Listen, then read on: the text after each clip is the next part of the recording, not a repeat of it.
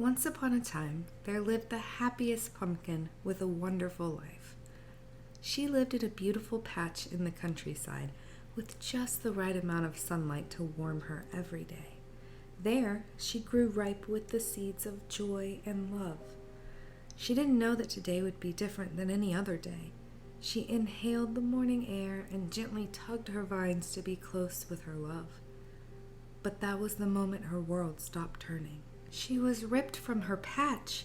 The safety and familiarity of home was no longer. "What's happening?" she cried. The pumpkin was moving but felt frozen in time and space. She was being transported in a void between what once was and what was to come. And so she tried to concentrate on the way the grass smelled when they got their first patch. But just as quickly as time froze did it come rushing full speed back to catch up. Floating between the two trapeze, the pumpkin exhaled her last breath from her patch and inhaled a new existence. Her first new breath, the scream of a shattered heart. She felt her world rip open. She watched as her bones were hollowed, her wounds of a great loss opened deeper by the knife of solitude. She felt herself branded. She saw these unused seeds of hope and forever just fall away, and the pumpkin, defeated with despair, fell into a restless sleep. "You will survive this. You just have to keep breathing," said a kind voice. "We didn't see it coming. How do I breathe when my lungs were taken with my heart?" questioned the pumpkin. "Small breaths.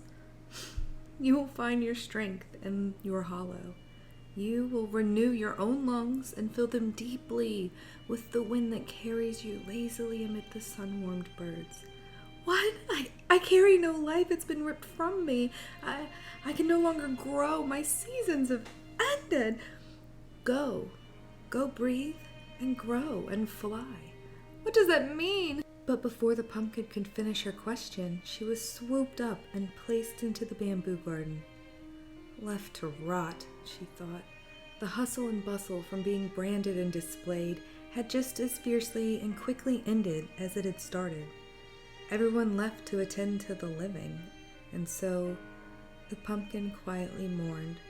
She mourned the mornings together. She mourned the lack of normalcy and routine.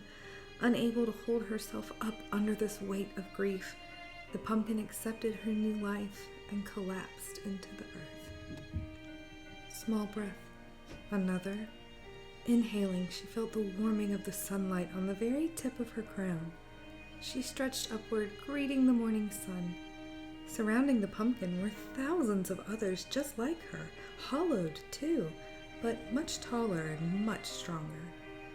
"Oh, it's beautiful here. I think I will like living in this place with others just like me," said the pumpkin to herself.